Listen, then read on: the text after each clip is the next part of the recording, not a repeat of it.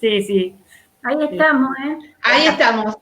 Bueno, buenas tardes a todas, a todos y a todes. Vamos a dar inicio a esta interesante conferencia organizada por nuestro colegio, que se enmarca en el espacio de supervisión inaugurado el año pasado y que se vio coartado por esta disrupción que tuvimos en nuestra vida cotidiana y en nuestra vida institucional y societal por la pandemia del coronavirus y por otras enfermedades también, otras epidemias. Tenemos con nosotros el honor de tener dos colegas que vienen de la academia, pero también han desarrollado sus intervenciones en otros campos profesionales, pero básicamente las conocemos por ser dos profesoras.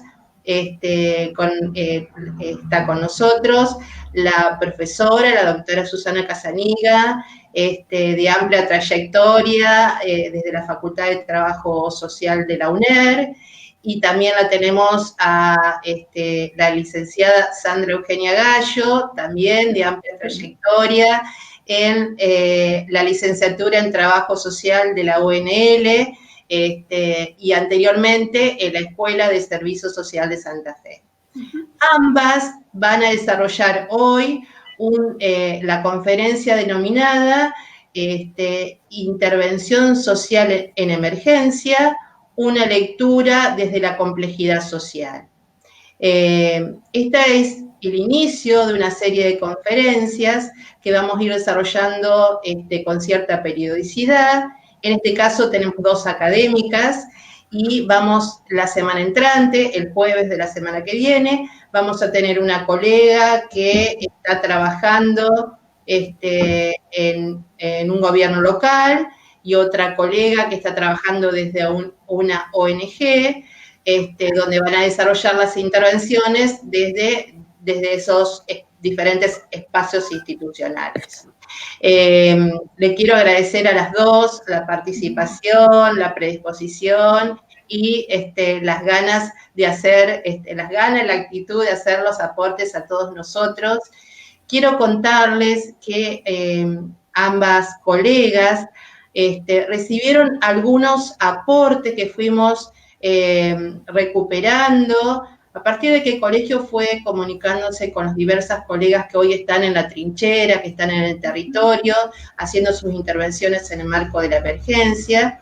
Y bueno, cada una, sobre todo el campo de la salud, servicio penitenciario, gobiernos locales, y fueron haciendo diferentes aportes, que estos aportes los vamos a ir sistematizando para que haya un resultado concreto que va a ser un documento que va a visibilizar y socializar a toda la sociedad las intervenciones del trabajo social santafesino, por lo menos de la primera circunscripción, en este marco. Así que bueno, las dejo con Susana, quien va a ser la primera ponente, y luego Sandra.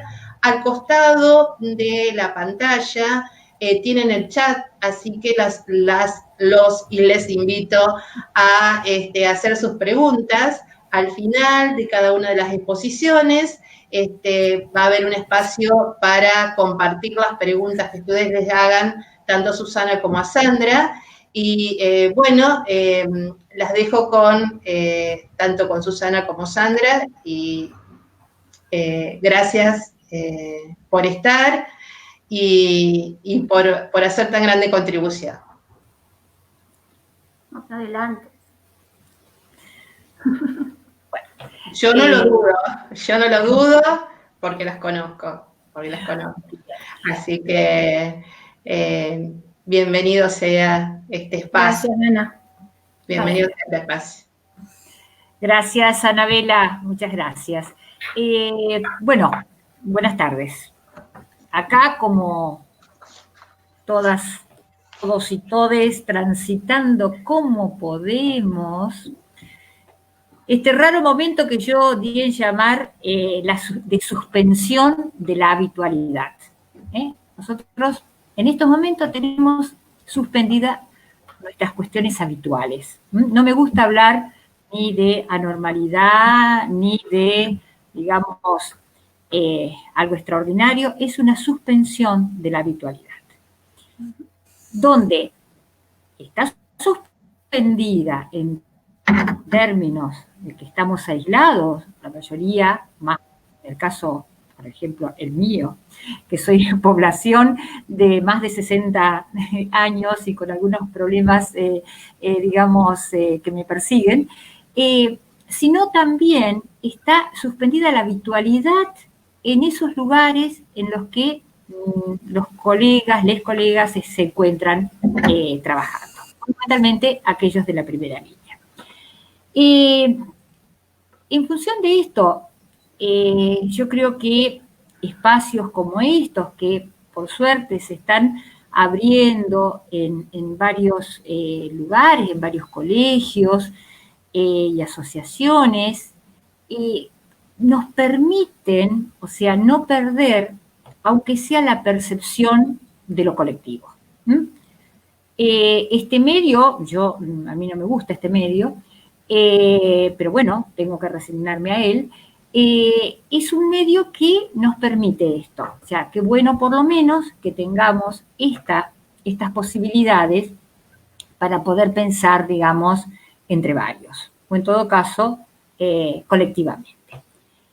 Yo decía que varios colegios están haciendo estos planteos, yo agradezco la invitación que me hace el colegio de Santa Fe, de la provincia de Santa Fe, primera circunscripción, Centro Norte sería, porque por un lado, digamos, me permite poder poner a discusión algunas ideas que uno está trabajando, está elaborando, y por otro lado, digamos, me permite compartir con otras colegas y en este sentido creo, no puedo dejar de felicitar que hayan convocado para este ciclo de conferencias a colegas que están en estos momentos en la intervención directa. Me parece central la palabra del que está ahí, ¿no? O sea, yo saludo a estos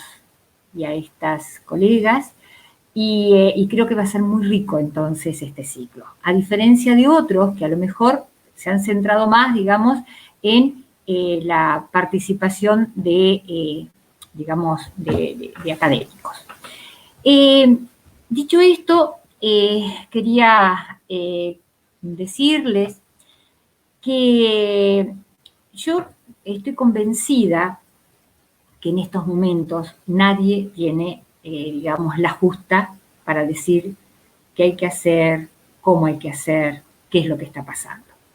Yo creo que todos y todas estamos pensando, estamos haciendo, digamos, estas especies de ensayos, y creo que de acá lo que tiene que salir es algo colectivo, que podamos pensar entre todos y decir, bueno, esto es lo que nos plantea una pandemia, esto es lo que nos plantea una emergencia. Entonces, esto es lo que yo trato de comunicar.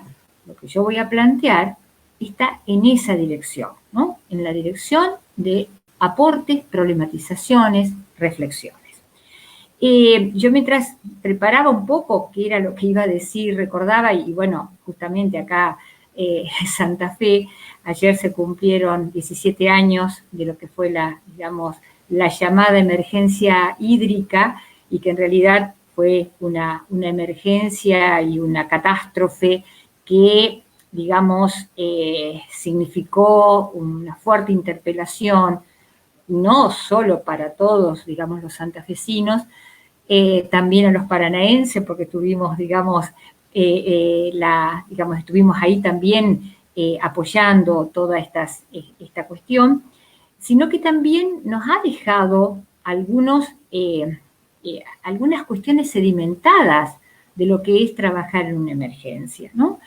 Yo recordaba también en esto que uno se pone y empieza, que mi primera experiencia con las inundaciones, yo tengo mucha experiencia de trabajo con inundaciones, fue en el año 73, era estudiante, era niñita aún, yo todo lo empecé muy niñita, y entonces, y recordaba y trataba de pensar qué cantidad de cosas que los trabajadores sociales tenemos acumulados y que por ahí, digamos, quedan como arrinconados o quedan ahí puestos y nos cuesta mucho retomar para poder resignificarlo frente a situaciones, digamos, que aparecen como emergencias, ¿no? Que aparecen como, digamos, como catástrofes en todo caso.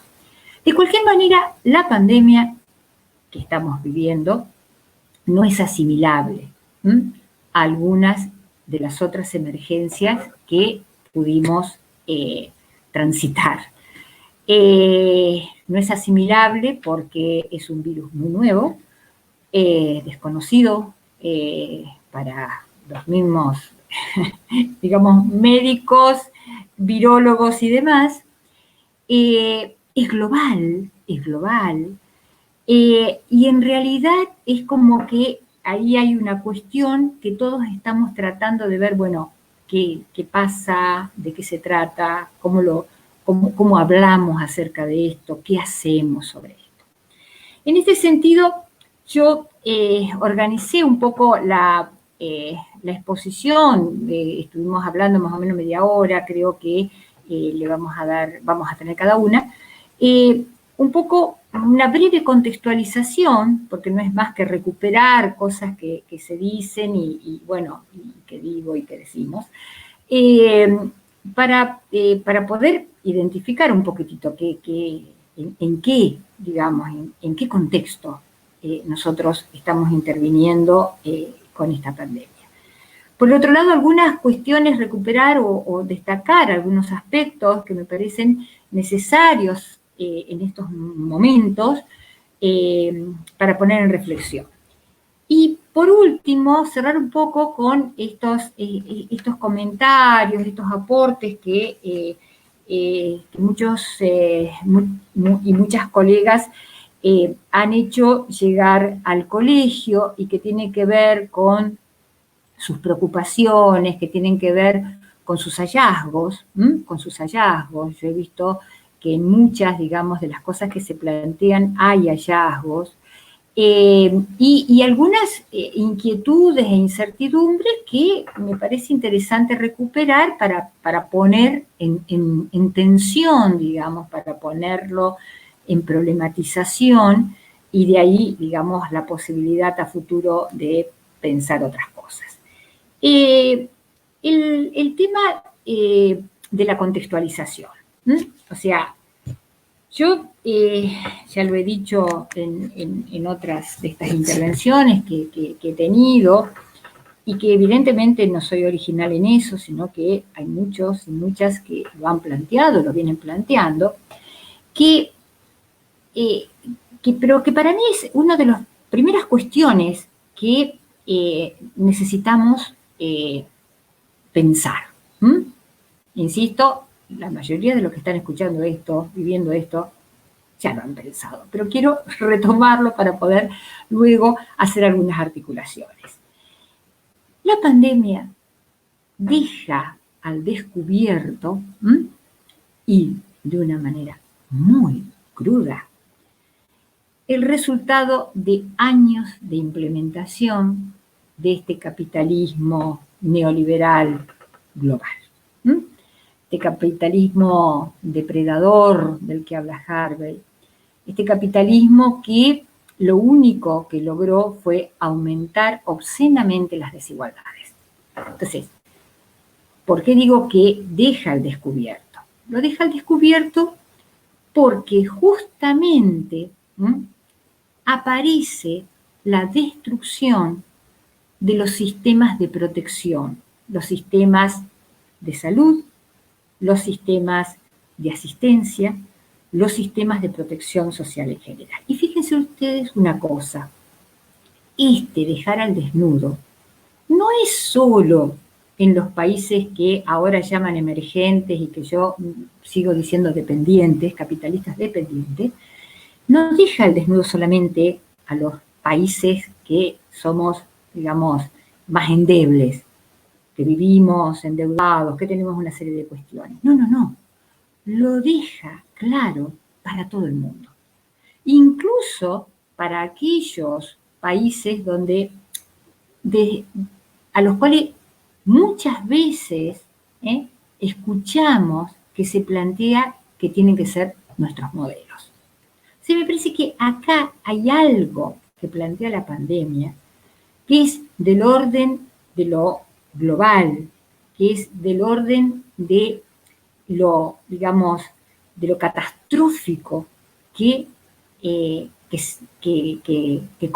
tiene que ver, digamos, con esta implementación de este tipo de capitalismo. Entonces, ese me parece que es un punto y que eso que nos toca a todos, que después vamos a ver que nos toca a todos, pero no de la misma manera a todos, también pueden ser momentos, y esto también lo dicen muchos, que pueden estar abriendo algunas salidas a otros tipos de proyectos políticos o modelos de país y de mundo. De cualquier forma, digo, esto es un punto central, ¿no? Que me parece que tenemos que contextuarlo, verlo en ese lugar. Porque si no caemos, si no hacemos estos análisis, caemos, bueno, lo que nos dejó Macri, sí.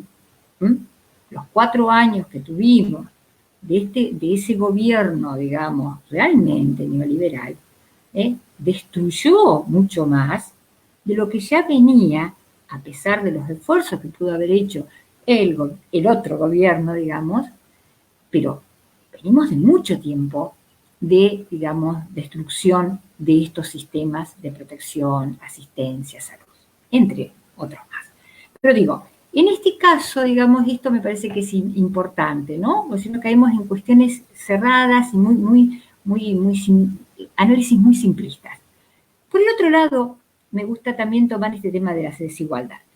Esta desigualdad vergonzante que también está planteada a nivel planetario, también nos pone frente a la falsedad de esto que se escucha mucho. Es un virus democrático, porque todos estamos expuestos. No, señores, no, señoras, no es democrático.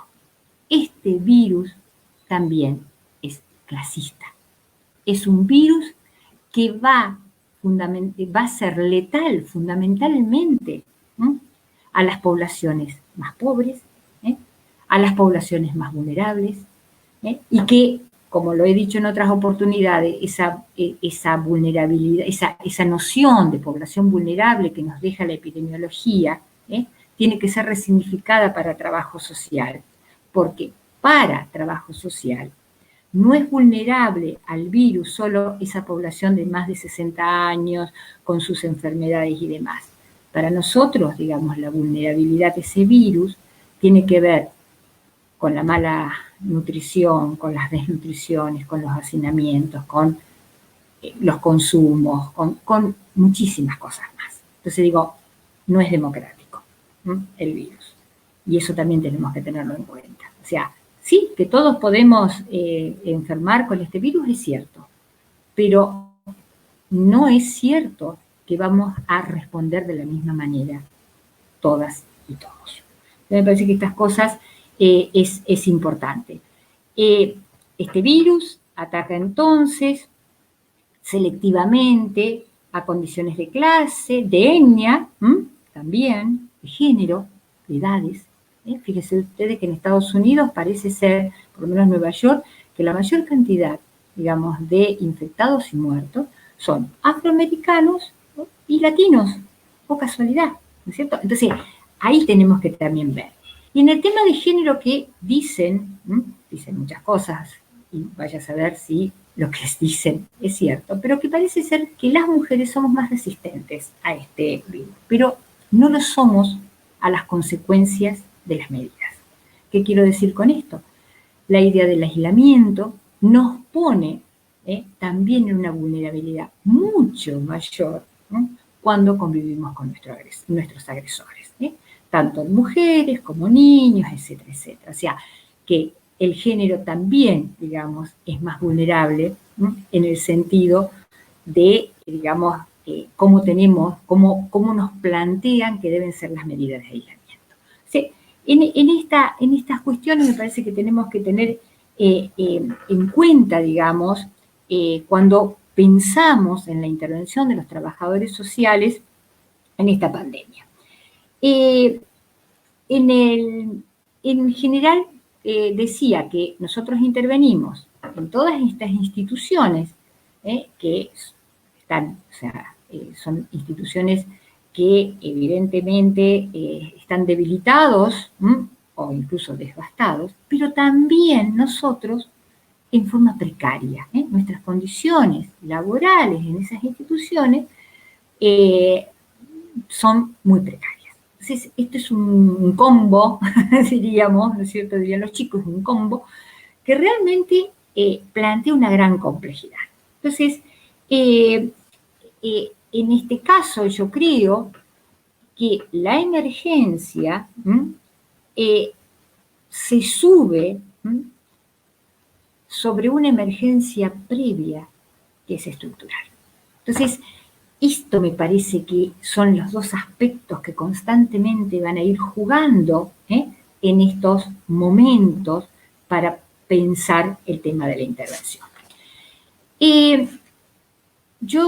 Ustedes me habrán escuchado hablar muchas veces de este tema de que las intervenciones son situadas, ¿no? O sea, nosotros podemos hablar de las intervenciones en términos generales, podemos plantear algunas coordenadas, algunos encuadres éticos, políticos, incluso teóricos y operativos, pero que tienen que ser siempre, digamos, analizadas, tomadas en cuenta en las situaciones particulares. O sea, no podemos hacer digamos, una especie de decálogo de lo que trabajo social puede y debe hacer en la pandemia. No, tenemos que pensar algunos aspectos, pero al interior de, digamos, nuestros propios espacios de inserción, de nuestras regiones, va a tener su particularidad. Y eso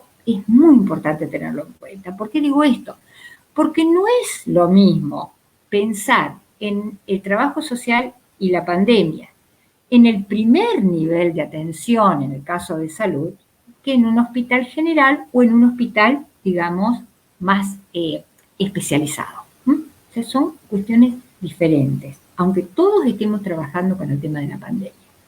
No es lo mismo estar trabajando en políticas, por ejemplo, digo, de niñez y adolescencia, o políticas de género y demás, en un nivel central que en lugares descentralizados. O sea, cobran, digamos, significación otros aspectos para poder construir esa intervención profesional. Lo mismo en el caso de las escalas, o sea, nosotros todos podemos trabajar en las municipalidades o municipios de centro norte de la provincia de Santa Fe. Mas no es lo mismo Santa Fe que Rafaela, que Recreo. O sea, como nosotros podemos pensar que hay escalas que son más manejables, escalas que se van de las manos y que tenemos que buscar otro tipo de estrategias. O sea, me parece que ahí hay que estar pensando fundamentalmente el tema de las particularidades. Y hay otro aspecto que me parece interesante de poner a debate hoy, y que yo creo que también hay una condición que va a, digamos, a atravesar esas intervenciones más particularizadas y que tiene que ver con quizás las construcciones previas que nosotros hemos hecho. O sea, nosotros podemos tener un trabajo previo respecto del centro de salud, el conocimiento de la población, las articulaciones con las organizaciones e instituciones barriales, por ejemplo, o no. Y eso también va a darle un sesgo particular y hay que tenerlo en cuenta. Esto está en relación también con, digamos, el grado de legitimidad que pueda tener trabajo social en una institución. O sea, uno puede, y este momento puede ser un momento de oportunidad para, digamos, pensar en qué propuesta hacer desde trabajo social y hacer un salto cualitativo, o quizás, digamos, si no tenemos determinadas posibilidades, mantener, digamos, la subordinación en la que podemos estar. ¿Qué hablo yo cuando hablo yo de los aspectos generales que sí es necesario tener en cuenta, más allá que la puesta en acto de la intervención se va a tener que hacer un planteo de particularidad? Yo creo, y lo he dicho y lo he escrito, que hay un aspecto que es fundamental, y que no todos, digamos, no todas las profesiones la tienen, o lo tienen, que tiene que ver con el conocimiento sobre dos aspectos fundamentales: la vida cotidiana y las condiciones de vida de la población. Yo hago acá una diferencia, ¿no? Porque uno puede conocer en general las condiciones de vida en términos descriptivos, cuánta población, en qué condiciones, qué ingresos, cuál es la situación laboral de ellos, etcétera, etcétera. Pero, digamos, también sabemos cómo esa población vive, habita, transita su propia condición. No es lo mismo, digamos, tener o sea, ser parte del grupo de pobres y saber cómo yo vivo esa pobreza en forma más singular. O sea, me parece que ahí, y eso es muy importante y es un conocimiento que lo tenemos nosotros. Y creo que eso muchas veces no le damos ese brillo como para poder enfrentar, digamos, nuestras propuestas, o más que enfrentar, construir nuestras propuestas con ese conocimiento que tenemos. Entonces, uno tiene por ese lado eso, ¿no? Lo que yo decía, el tema de conocimiento. ¿Qué otro aspecto tiene trabajo social que puede, digamos, ser realmente de gran utilidad en estos momentos? Los saberes acumulados a partir de nuestras experiencias. O sea, el tema de esto que yo decía antes, cómo recuperar. Fíjense ustedes, yo siempre digo, los trabajadores sociales siempre trabajamos en la urgencia. Siempre trabajamos en la urgencia. No hay formas, digamos, de pensar un trabajo social sin que aparezca por lo menos una vez en el día una demanda a ser satisfecha urgentemente. Y me parece que este tema de las urgencias es una cuestión de experiencias que nosotros tenemos. Lo que pasa es que la pandemia junta urgencias y emergencias.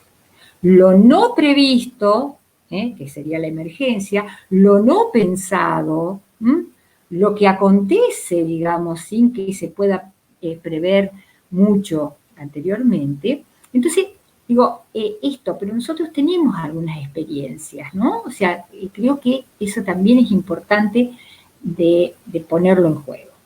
Una tercera, digamos, la tercera capacidad, digamos, que tenemos nosotros, tiene que ver con esta capacidad de organización. O sea, en general, los trabajadores sociales sabemos organizar. ¿Organizar? ¿Qué? Organizar. Desde la fiesta para los chicos, del Día del Niño, hasta, digamos, la asamblea, hasta, digamos, un diagrama para dar respuesta digamos, a los problemas de vivienda. O sea, tenemos esa capacidad de de organización. Pero también tenemos esa capacidad de coordinación y articulación. que también me parece que en estos momentos es sumamente importante. Y volviendo al tema de los conocimientos, y yo decía, uno conoce las cuestiones descriptivas y también, digamos, conoce el modo en que esas condiciones, digamos, son vividas por la población. Entonces uno puede decir, tenemos conocimientos más cuantitativos, más descriptivos, y tenemos conocimientos más cualitativos. Esto yo lo decía también en mi charla al Colegio de Buenos Aires, y esto, que es sumamente importante, nosotros no podemos estar pensando digamos, en que ahora vamos a resolver muchas cuestiones de trabajo social vía la virtualidad, si, digamos, no tenemos claro, y nosotros lo tenemos, qué pasa con las personas y la virtualidad. O sea, ¿qué pasa allí? Que no tiene que ver con cuestiones descriptivas, tiene que ver con otras condiciones. Entonces me parece que ahí hay un punto que es importante, ¿no? O sea, nosotros, las estrategias que planteemos tienen que estar absolutamente acordes a digamos, esas condiciones, esas cuestiones más cualitativas de la población con la que trabajamos, ¿no? Por el otro lado, me parece que este conocimiento merece ser sometido a reflexiones éticas. También lo decía el Colegio de Buenos Aires. Me parece que es central. Porque esa información que tenemos, ¿para quién? ¿Para qué? ¿Por qué? Porque una cosa es que esa información sea una información que nosotros podamos usar para la construcción de estrategias, de actividades, digamos, alternativas de la intervención. O sea, sirve para poder tener intervenciones más coherentes. Y otra es ofrecerla, digamos, o darla, así, digamos, sin mayores reflexiones éticas, a otros, a otras. O sea, ahí hay un punto que me parece que tenemos que tener muy claro. Y en esto, yo, y esto es lo que charlábamos también en estos días con Sandra, a mí lo que me preocupa que todas estas medidas que se están tomando, que son necesarias, digamos, seguramente, o sea, esto de lo que dicen los que saben respecto de la curva y el aplanamiento y todo eso, o sea, el aislamiento es importante, es necesario, etcétera, etcétera. Ahora, hay un punto que creo que merece no habitualizarlo, merece no naturalizarlo. Y que es esa delgada línea que separa, digamos, y a la vez articula la protección y el cuidado del control social. Y me parece que ahí hay algo que nosotros también podemos estar, digamos, planteando como parte de la intervención. ¿Cómo estamos, digamos, discutiendo estas cosas? No para que cada uno haga lo que quiera, no me parece que ese sea el momento en que estamos viviendo hoy, sino para poder entender que una cosa es el derecho a la protección y otra cosa es la imposición, digamos, y el avasallamiento de las dignidades. O sea, ahí hay algo que está y va a ser, digamos, es parte de lo cotidiano nuestro. Es muy difícil, digamos, más en términos de salud, y yo lo decía la vez pasada también, o sea, todo lo que son las campañas, digamos, epidemiológicas y demás, tienen mucho de estrategia militar, ¿no? O sea, entonces, y es cierto que debemos protegernos ahora, ¿cómo ponemos en juego? O sea, ¿cómo discutimos el tema de los derechos? ¿En qué medida, digamos,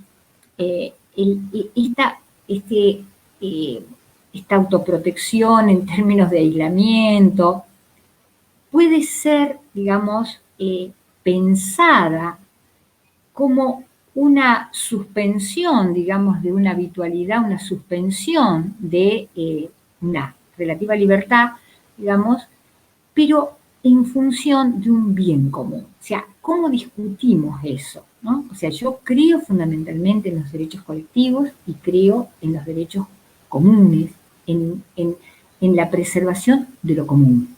¿No? La preservación de lo común.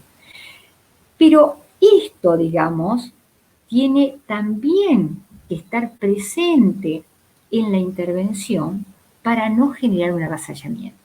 ¿Cómo se hace? Y yo creo que es dándole participación a ese otro en la discusión. O sea, informando, no exigiendo, porque el discurso médico es así, bueno, hay que hacerlo, ¿no? Ahora, yo creo que nosotros justamente estamos ahí para poder discutir por qué hay que hacerlo. O sea, cómo pensar en algunas cuestiones, cómo permitir al otro que diga también cómo quiere llevar adelante este aislamiento. O sea, hoy tenemos el problema de los viejos, ¿no es cierto? Y el punto de los viejos que están en los barrios. Y yo decía, bueno, la protección más interesante, incluso lo escribí, podría ser poder llevarlos a lugares donde puedan plantear mucho mejor, estar mucho mejor, digamos, cuidados y demás.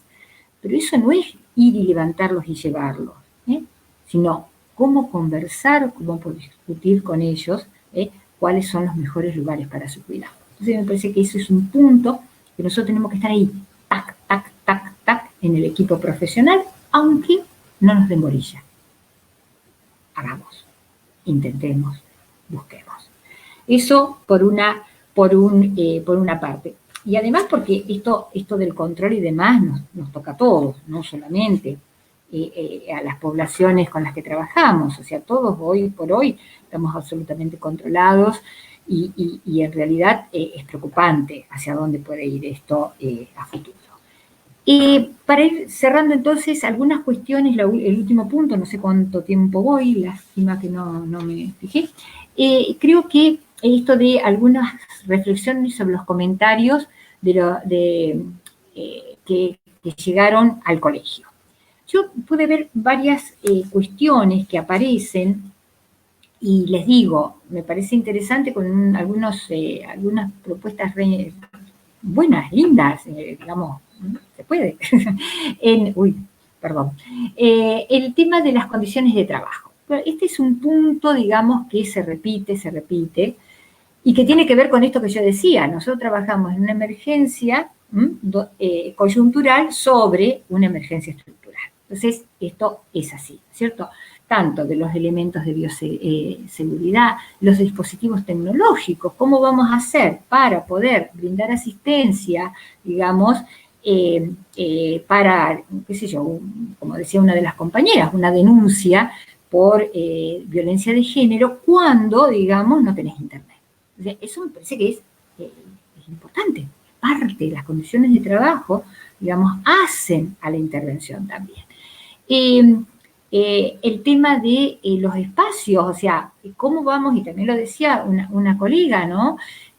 ¿Cómo mantenemos el aislamiento cuando tenemos una oficina donde somos 6? O sea, ahí hay algo del orden, de las condiciones de trabajo, que, insisto, están, digamos, aparecen fuertes, siempre estuvieron, pero en estos momentos de urgencia, con decisiones, con medidas que plantean, digamos, que se plantean que está muy, muy alejado de lo que es la realidad. Entonces me parece que ahí también esto. ¿Cómo plantear esto? Y yo insisto que esto son demandas colectivas. Que no solamente los colegios o el Colegio de Trabajo Social tiene que tomarla, sino también con otros colegios, digamos, con los sindicatos, con las organizaciones. Esto es sumamente importante. Por eso yo creo que este es como una dimensión más política, ¿no?, de lo que es la emergencia. La otra cuestión es que aparece fuerte, la falta de preparación para enfrentar la pandemia. No estamos preparados, no, yo le decía recién, nadie, ni la medicina, ni las diferentes especializaciones, digamos, se encuentran preparadas y por eso, digamos, es una ida y vuelta. Ahora, me parece que de cualquier manera nosotros en las formaciones, que también esto habría que verlo en cada lugar en particular, pero en las formaciones tenemos que estar planteando algunos contenidos que den cuenta de por lo menos algunos aspectos que significa el trabajo en emergencia. Ustedes conocen, Sandrarito, digamos, ha investigado mucho sobre el tema, ahora está haciendo, digamos, un curso online. Me parece fundamental que uno pueda tener esas herramientas, ¿no? Herramientas que nos permitan no solamente intervenir, sino también poder cuidar nuestro propio cuerpo, nuestra propia mente, que tanto desgaste tiene en estos momentos. El tema de, yo decía, las actividades que se están realizando. Y en realidad, o sea, hay, en esto que yo decía antes de las cuestiones generales, yo veo que también hay hay un cúmulo de actividades de organización, desde los funcionamientos de los equipos hasta las redes con docentes, tutores, fotocopiadoras para acercar el material a los niños en sus hogares. Así este tema de la organización aparece fuerte. Relación con esto, las coordinaciones, o sea, nuevamente, con los diferentes niveles de atención, con otras instituciones, cómo se coordina para el tema de los alimentos, los insumos, los medicamentos, etcétera, etcétera. Cómo se brindan cuestiones de asistencia, que me parece bien interesante, que no son solamente la asistencia alimentaria o de higiene, sino también la asistencia como, por ejemplo, poder ingresar a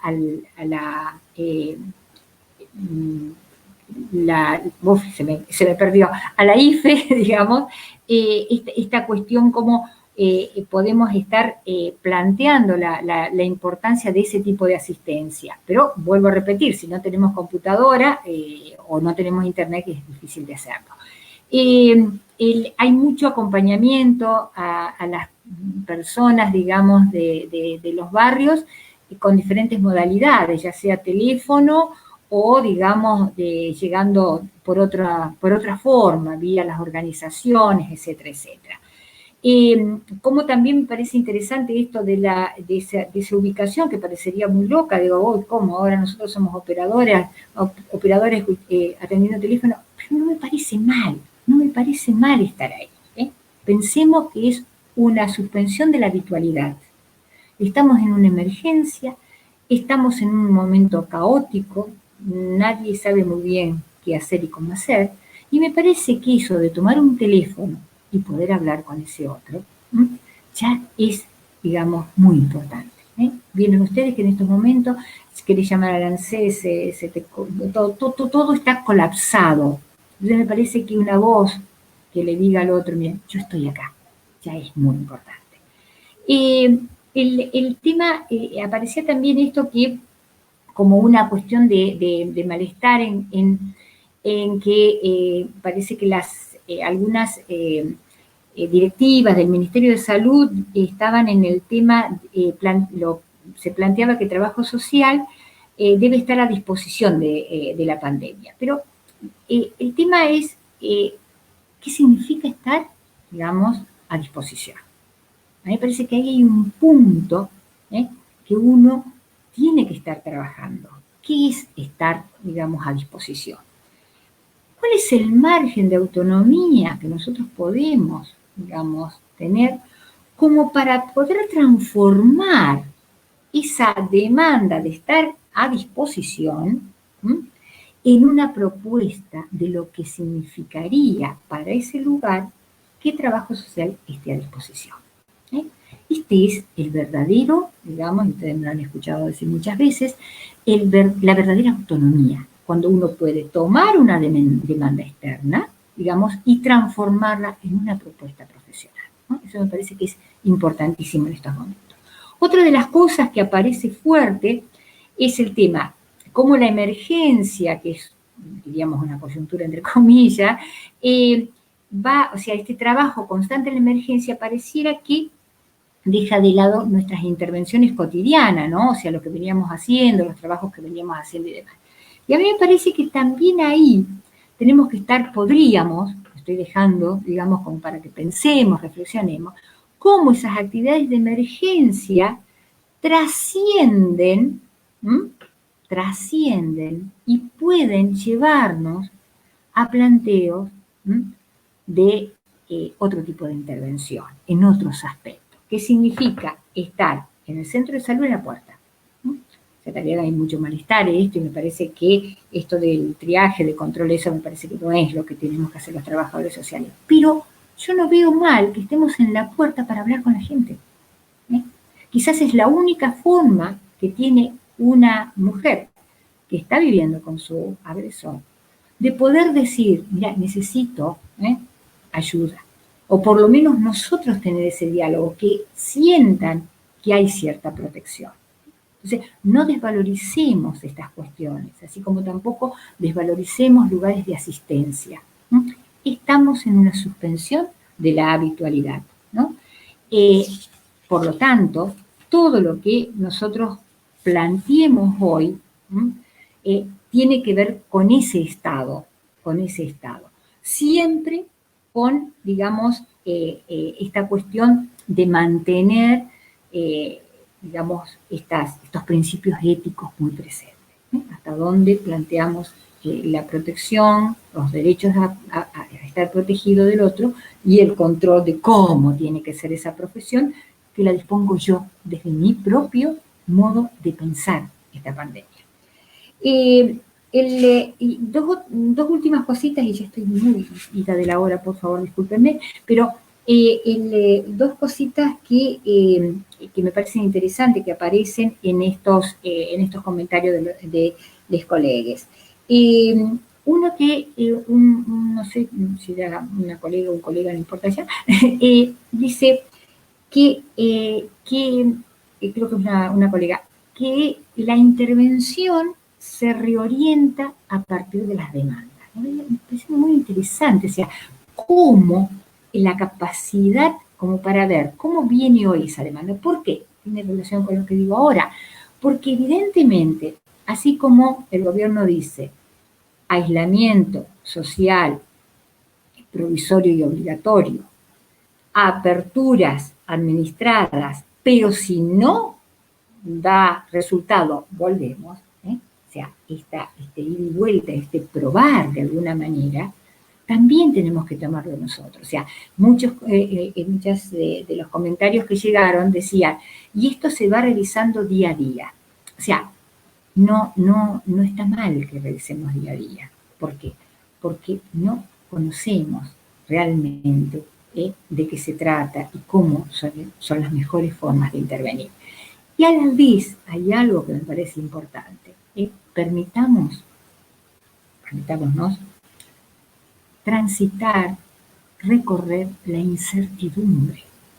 La incertidumbre genera mucha angustia, pero para eso están los otros espacios. Llamar a la colega y decir, a ver, por favor, escúchame.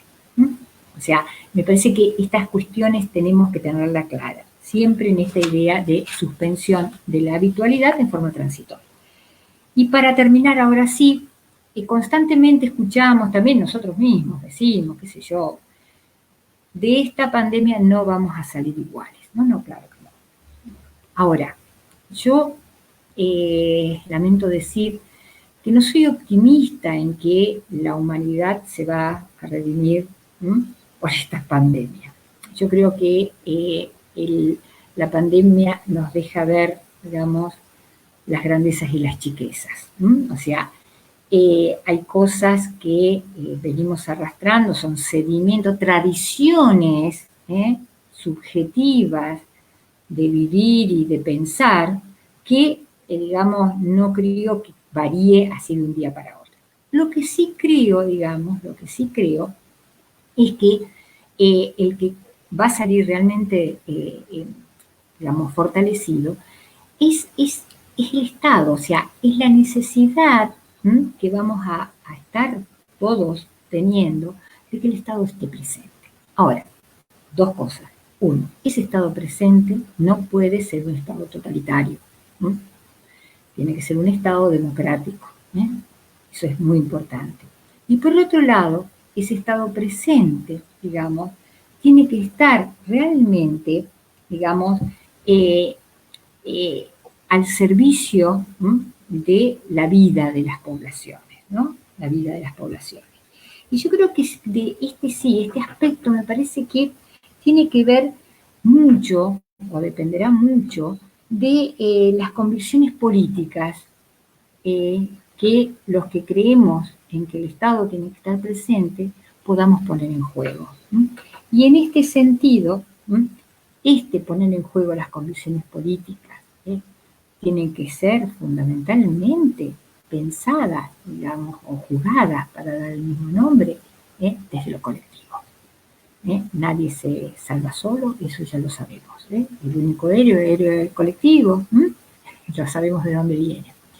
Y entonces, ahora sí, para terminar, quiero, digamos, despedirme con esto que me parece interesante, y que es: cuando nos veamos, volveremos a abrazarnos. Muchas gracias.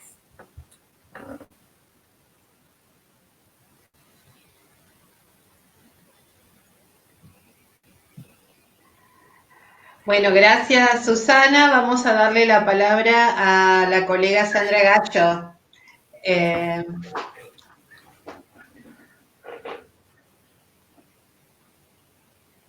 No se escucha. No se escucha, Sandra. No se escucha, Sandra. Saben que apagué el micrófono para no intervenir y va con ruido y bueno, perdón. Las vuelvo a saludar, buenas tardes a todos, aunque nos saludamos hace un ratito al inicio. Quería empezar agradeciéndoles a la comisión directiva del colegio por esta invitación en lo particular, pero también por la disposición y las acciones que vienen realizando desde el primer momento de la emergencia sanitaria. De alguna manera da cuenta de que cómo están tratando de cuidarnos y de contenernos, y eso es muy importante en estos tiempos. En la estrategia que se acciona en este espacio, creo que se incluye en esa estrategia. También querer expresar que estoy muy feliz de compartir el espacio con Susana y agradecer el oportuno y necesario documento que elaboró en los primeros días de iniciada la situación de la emergencia, lo cual es un doble esfuerzo. Les cuento que acepté la invitación porque, bueno, yo también soy reacia a estos medios, no me gusta mucho escribir, bueno, un montón de cosas, pero me pareció que era una forma que tenía de aportar y poner en acto en este momento un compromiso social que personalmente adquirí hace ya muchos años con esta profesión, la cual siento que nos abraza, pero que también siempre nos interpela y nos desafía. Y este compromiso hoy en particular está inspirado en 2 acontecimientos muy fuertes para la historia, digamos, uno de la ciudad de Santa Fe y otro de la sociedad argentina, como así, ya lo ha mencionado Susana, la conmemoración ayer de los 17 años de la catástrofe hídrica que hemos padecido como ciudadanos de Santa Fe, donde todavía se adeuda el proceso de investigación y para llegar a la justicia, sobre todo definiendo a los responsables, aunque socialmente sabemos quiénes han sido los principales responsables de esta catástrofe. Y el otro acontecimiento es que hoy se cumplen 43 años de la primera marcha de las Madres de Plaza de Mayo, que para mí las madres no son un ícono, sino que son un símbolo muy importante de cómo luchar y construir memoria en nuestra sociedad. Bueno, lo que voy a compartirles a partir de esto es un intento de organización de algunas reflexiones, interrogantes, incertidumbre que se han originado en estos 40 largos días de la emergencia, o que me han surgido a mí en estos 40 largos días de la emergencia sanitaria, aunque prefiero llamarla sociosanitaria, y que además tienen muchos de los diálogos compartidos con otros profesionales, también con amigues y con familiares a los cuales le agradezco muchísimo la escucha atenta y los aportes hechos desde una cercanía afectiva muy importante a pesar de la distancia física que nos atraviesa. También me gustaría plantearles 3 puntos o lugares de donde parto, al menos yo lo necesito explicitar. El primero es que esta emergencia sociosanitaria, aunque anunciada, fue y se constituyó en un hecho disruptivo de nuestras vidas cotidianas y de la dinámica societal toda. Y como tal, llegó para quedarse a mediano plazo. Creo que esta es una condición singular o particular, dado que quienes hemos atravesado otras emergencias o hemos estado presentes en otras emergencias, la característica esta del mediano plazo no estuvo presente, digamos, las inundaciones, terremotos, maremotos y hasta los estallidos sociales de determinados momentos de crisis históricas nunca no han planteado una duración prolongada. Eso me parece que es una singularidad, es decir, esta cuestión del tiempo. Otro es que una vez declarada esta emergencia sociosanitaria por parte del gobierno nacional, pero con la adhesión de todos los gobiernos provinciales y locales, se ha generado una multiplicidad de medidas estatales, constituyendo rápidamente un claro y preciso discurso y accionar de la gestión pública institucionalizada.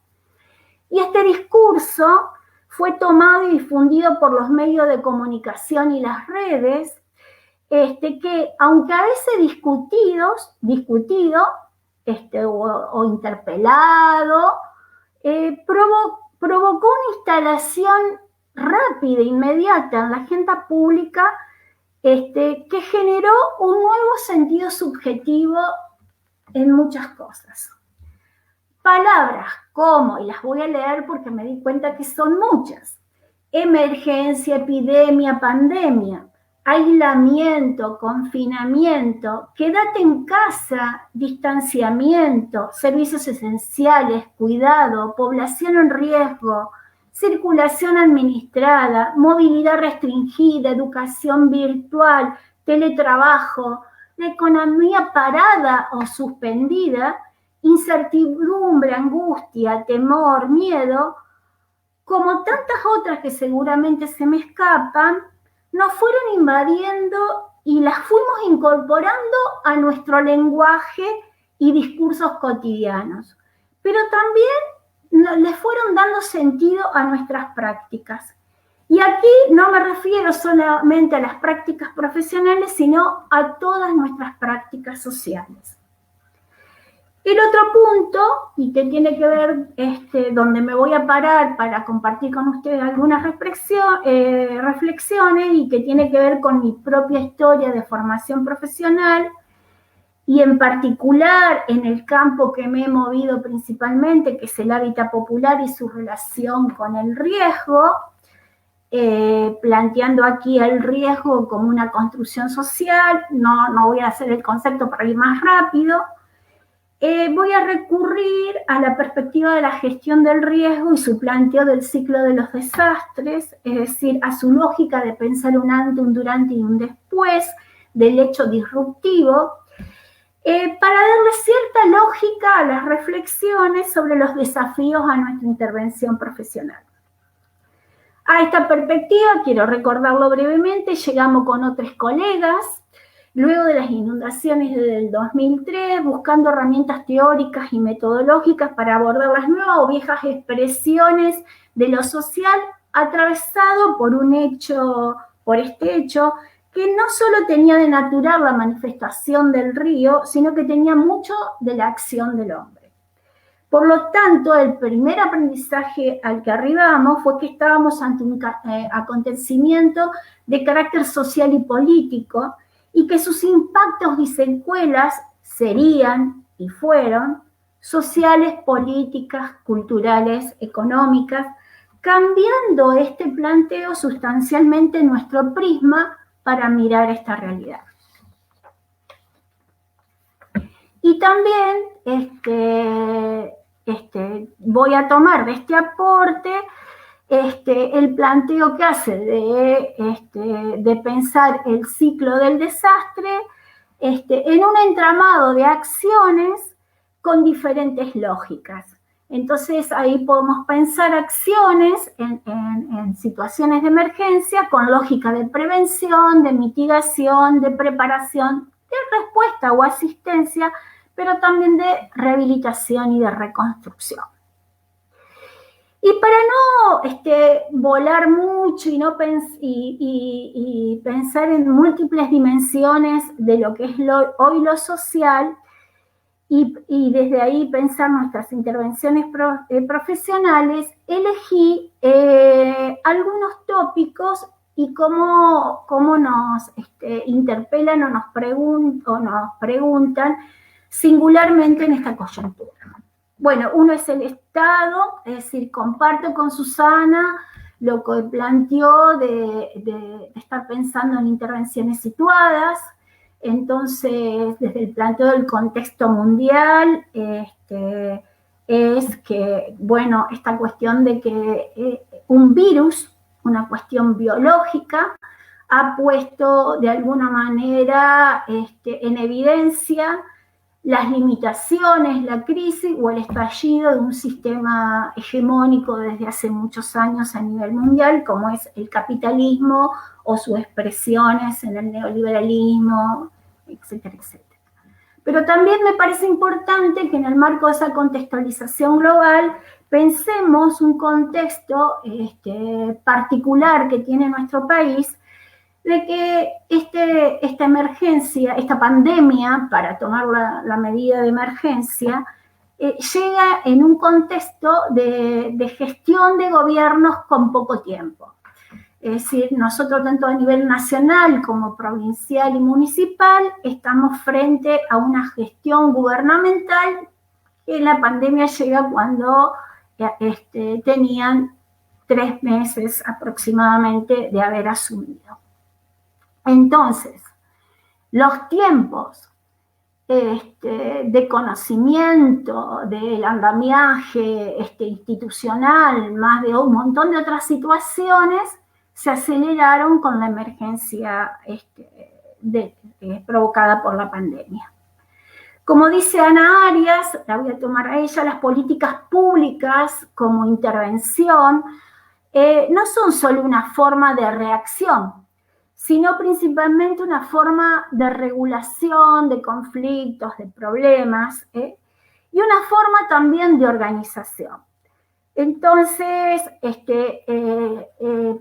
creo que es importante pensar la obligación del Estado, esta obligación del Estado sin tiempo, y la obligación de generar múltiples acciones sanitarias y de asistencia, en primer lugar, colocando el cuidado de la población en el centro del sentido de las mismas. Y como correlato de esas medidas, han venido un conjunto de acciones de control y de seguridad también en la línea del cuidado de la población. Entonces, acá estamos con el papel de un Estado que se pone está puesto en un lugar de mucha visibilización, pero también de debate, como también lo planteó Susana, respecto a si estamos ante un nuevo Estado protector, organizador, garantizador de la vida, etc. Bueno. Ahora bien, la pandemia descubre las consecuencias del sistema organizacional, social y político preexistente en nuestro país, y sobre todo en relación a cómo se había ido vulnerando el derecho de amparo y protección de nuestras vidas. Al decir de Camus, me gusta mucho esta frase de la novela La peste, dice: la peste, en nuestro caso el virus, desnuda el espíritu de la sociedad en la que dichos cuerpos son contagiados. Y como dicen algunos otros autores, la lógica del capitalismo estalló y no fue por la economía. Con el transcurso de los días y el sostenimiento de las medidas de aislamiento y el cese de la economía, o de alguna manera la suspensión de algunas de las mayoría de las actividades de la economía, aparecen múltiples expresiones de conflicto, de nuevos o viejos problemas con otras significaciones, que también el Estado debe atender. Y ahí también, ahí tomo que el papel del trabajador social como agente público estatal, pero también como agente de lo colectivo, para aquellas colegas que trabajan en organizaciones o instituciones que no son estatales, aparece para nosotros la necesidad o la responsabilidad de disputar sentido de estas políticas, porque tomado el primer punto que dije de cómo se generó un sentido subjetivo, estamos ahí en esta cuestión de que parece que hay una sola forma de cuidarnos y de resolver algunos problemas, ¿no? Que tiene que ver con las respuestas que puede dar el Estado. Esta idea que planteó ahora último Susana, que sea un Estado protector, pero que no sea un Estado autoritario. Entonces a mí me parece que ahí aparecen algunas cuestiones, algunos nudos de disputa, de los cuales nosotros podríamos estar disputando, que tiene que ver con el que si la medida de distanciamiento es física o social, si proteger o cuidar tiene que ver con invadir la autonomía de los sujetos, si esta idea que surgió como en algunos sectores por las diferentes condiciones en las que estaban, de sectores de la población, la estrategia fue cuidar o cuidarnos dentro del barrio y no dentro de la casa, si esta cuestión de cuidarnos en el barrio no profundiza los procesos de segregación urbana, o cómo lo vamos a trabajar para que no profundice. La otra medida de la circulación administrada, cómo la trabajamos para que no aporte a procesos de estigmatización, y así otras cosas. En este paquete podemos ver desde la perspectiva de la gestión de riesgo que trabajar desde la clave de la asistencia también puede generarnos oportunidades para trabajar en la prevención y en la mitigación de condiciones sociales de las poblaciones, sobre todo las más vulnerables, para disminuir o identificar con tiempo futuros problemas, sobre todo en términos de reconstrucción del tejido social. Otro tópico que pensé para las reflexiones finales son la asistencia como derecho y su significación en clave de emergencia. Es decir, ¿qué implica la asistencia en esta clave? Solo la importante y necesaria estrategia de entrega de alimentos y de elementos de higiene. Tramitar los subsidios de emergencia, favorecer el acceso a la información adecuada, precisa, favorecer el acceso a recursos educativos y culturales. Podemos hablar de diferentes asistencias, habrá una asistencia educativa, otra sanitaria, económica, laboral, cultural. ¿Esta diversidad de asistencia debe venir solo desde el Estado? Bueno, ¿cómo ponemos en juego las múltiples dimensiones de la asistencia desde una perspectiva del derecho a la misma? El otro tópico es la vida cotidiana, Susana también lo toma. Me parece que sobre todo por la prolongación del tiempo de la medida de emergencia y la cuestión del aislamiento social responsable y obligatorio, podemos ir evidenciando cómo hay una modificación en el tiempo, espacio y forma en los distintos ámbitos de sociabilidad. Es decir, no solamente en el doméstico, sino también en el institucional u organizacional, en el barrial, en la ciudad y en el país.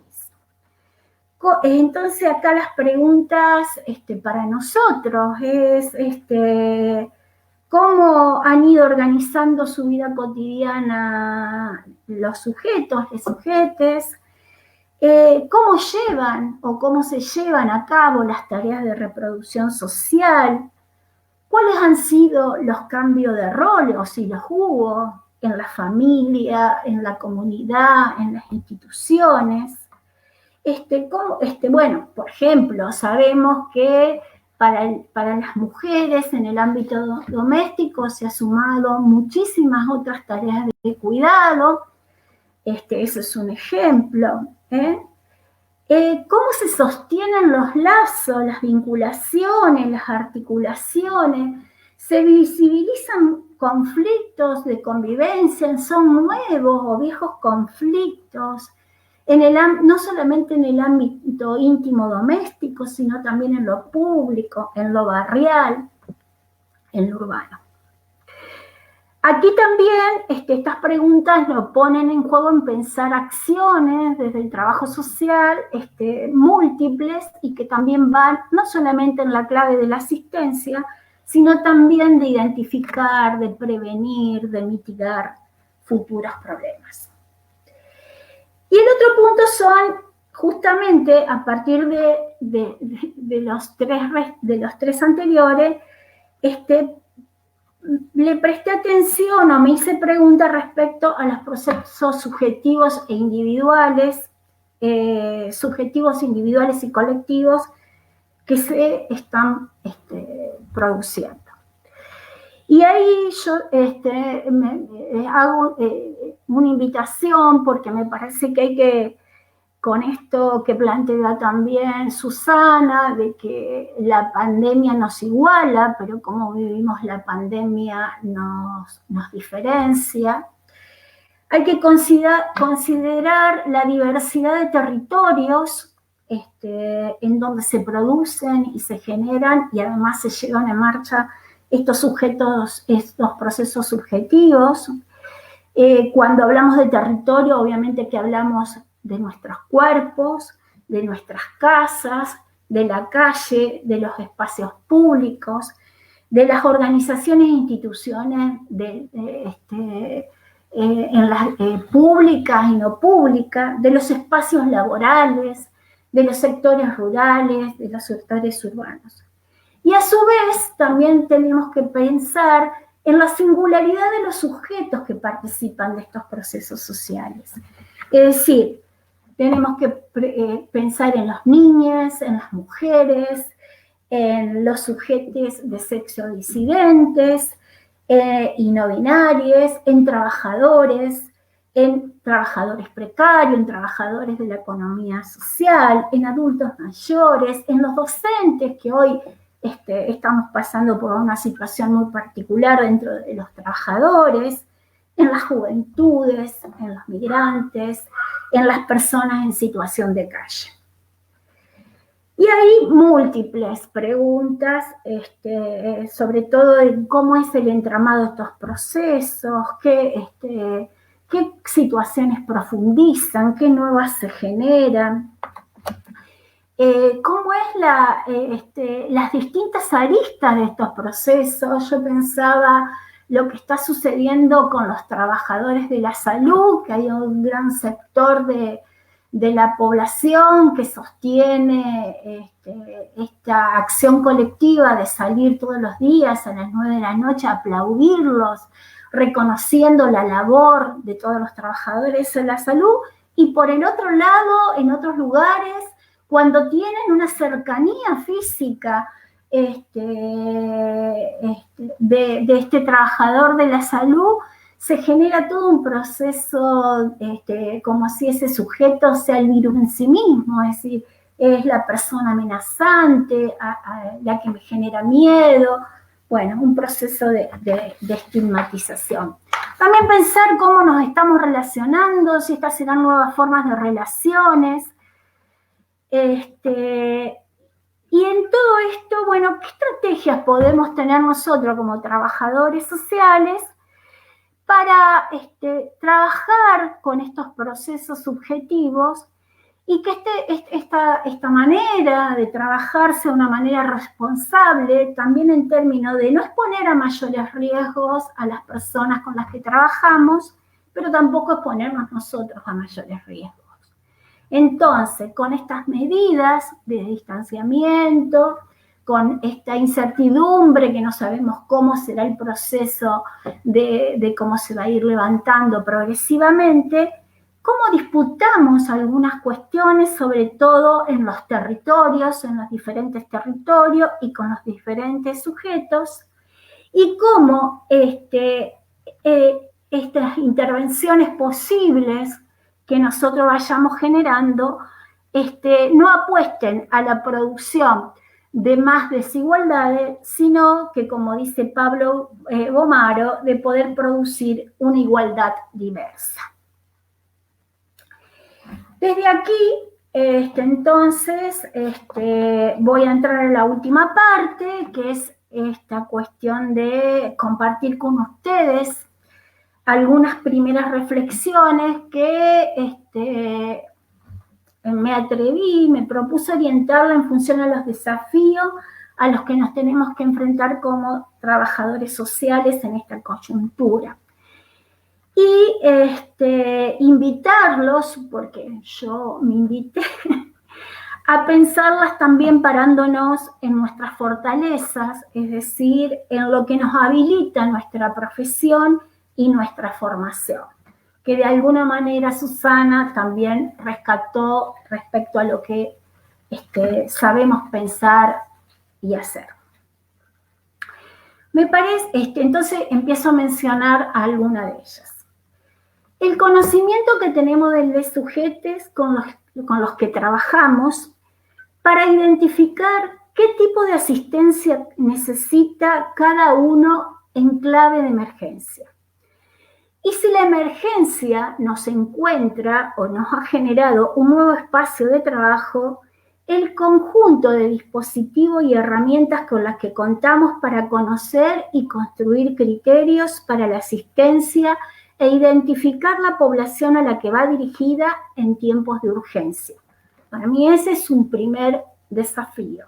Otro, las interrelaciones, lazos, vínculos que generamos en nuestros espacios, escenarios, territorios de actuación, permiten acciones colectivas y comunitarias también en la urgencia y pese al distanciamiento físico. Y si la emergencia nos coloca ante nuevos escenarios, también contamos con un conjunto de saberes y habilidades que nos permiten la rápida identificación de los actores colectivos, de redes, de articulaciones existentes para sumarnos desde la intervención profesional o promover acciones en este sentido. Por otro lado, contamos con una formación teórica metodológica para la observación y la escucha atenta. Ellas, pensadas en clave de intervención profesional, es decir, con un sentido organizado, debe permitirnos identificar en forma temprana aquellos procesos subjetivos, individuales y colectivos que emergen en el transcurso de la situación de emergencia. Tal vez no tenemos que hablar de nuevos problemas porque las desigualdades sociales son preexistentes a la pandemia y sabemos que de acuerdo a ellas son diferentes los procesos subjetivos de cada sujeto, de cada colectivo. Pero sí podemos afirmar que estamos ante una nueva coyuntura que profundiza las desigualdades y que genera nuevas expresiones sociales de ellas. Y esto, sí, como tal, es una situación desconocida. Se hace imperante entonces trabajar en la identificación y reconocimiento de lo nuevo en lo social para conocerlo en profundidad y poder actuar, en clave de prevención, de mitigación y también de generación de acciones que acompañen los procesos subjetivos de construcción de una nueva cotidianidad a partir de las múltiples huellas subjetivas, individuales y colectivas que sabemos que producen todos los hechos de emergencia y profundización de las crisis sociales. A mi entender, también es muy importante en estas situaciones reconocer y explicitar que nos encontramos ante un escenario de actuación desconocido, pero desde allí también considerar nuestras percepciones, nuestros saberes, nuestros sentires, nuestros supuestos profesionales, aunque no le podamos poner palabras aún. Ellos deben ser motores para la profundización del conocimiento, de la identificación de las expresiones sociales, de lo que está pasando para proponer acciones. Por otro lado, es muy importante que nos reconozcamos como sujetos que también estamos atravesados por la coyuntura de la emergencia, que no solo han cambiado nuestros territorios de actuación, sino también nuestros ámbitos familiares, laborales y sociales, y que como tales tenemos limitaciones.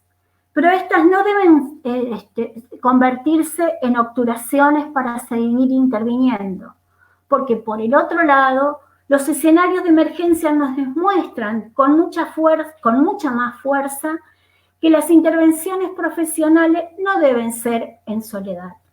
Para ello es importante que tengamos en cuenta o destacar dos dimensiones. Una, que el trabajo siempre es con otros, ya sean profesionales, referentes barriales, vecines, funcionarios, técnicos. Si no existe el equipo de trabajo en nuestro espacio laboral, urgen las acciones articuladas, organizadas, solidarias, colectivas. Y en la otra dimensión a considerar es que nuestro trabajo siempre se referencia en un colectivo profesional. El encuentro, intercambio con otros profesionales del trabajo social, la participación de diferentes iniciativas de los colectivos profesionales nos permite formar parte de la construcción de un horizonte de sentido que nos va a contener y habilitar a la vez. Entonces, pensar nuestras intervenciones profesionales desde la complejidad social, como fue la invitación que nos hizo el colegio, es un desafío para trabajar los sentires y los pensares que se nos plantean en este escenario coyuntural. Estos sentires y pensares profesionales. Movilizarnos a seguir conociendo, a seguir actuando, a seguir proponiendo y a seguir compartiendo. En definitiva, a seguir comprometiéndonos con la realidad social en sus múltiples expresiones. Es una nueva oportunidad que se nos presenta para aportar desde la singularidad de nuestra profesión en el trabajo de las desigualdades sociales, hoy profundizadas y con nuevas expresiones por la pandemia del COVID-19, y también es una oportunidad de seguir disputando sentidos políticos desde nuestro espacio profesional junto a otros profesionales y otros actores de lo social y desde la convicción que, como trabajadores sociales, Tenemos mucho que aprender, pero también mucho que aportar.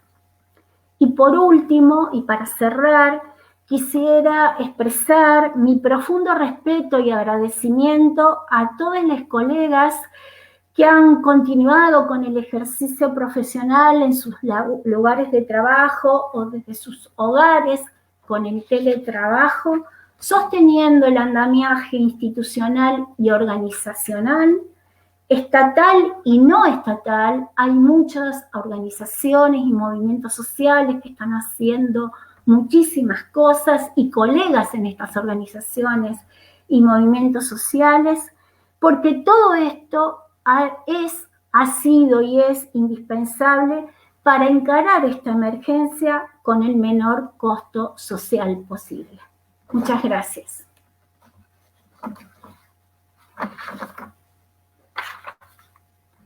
Bueno, gracias Sandra, muy interesante tu aporte. La verdad que tanto el aporte de Susana como el tuyo se han complementado maravillosamente las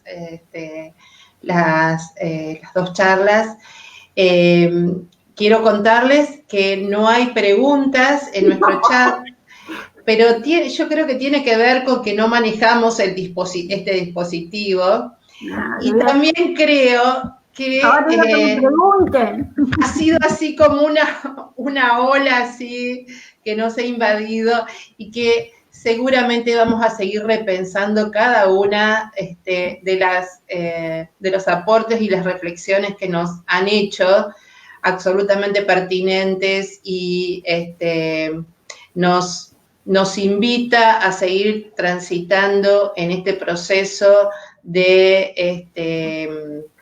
reflexión y de podernos pensar y de poder crecer en el marco de esta emergencia, pero también en un proceso que venimos transitando como profesionales, que hoy nos interpela hasta lo más profundo de nosotros, de nuestros valores, del sistema social en el que estamos insertos, de nuestras relaciones vinculares, de nuestras relaciones intersubjetivas.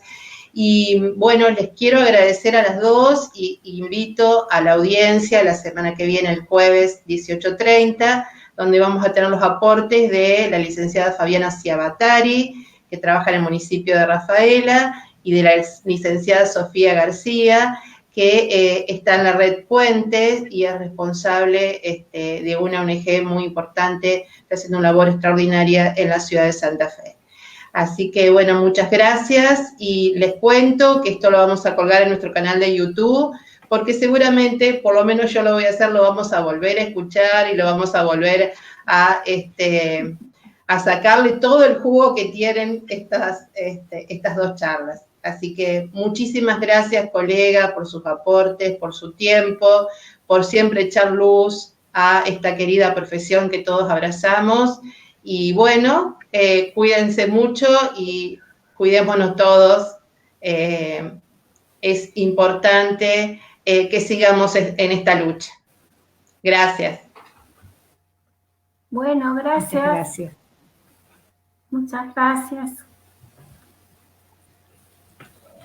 Muchas gracias y saludos a todas y todos y todes, y nos veremos. Igual, Ana, yo invitaría a que si los colegas, porque no saben utilizar este dispositivo, que bueno, que les pueden hacer llegar a ustedes las preguntas y nosotros después ver cómo se las respondemos, ¿no?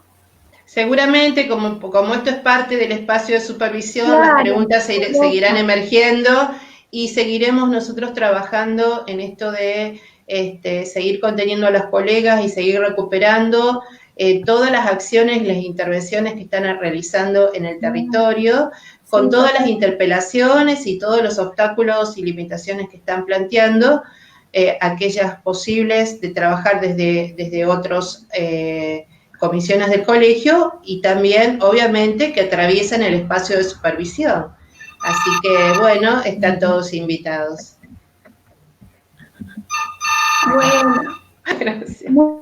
No sé cómo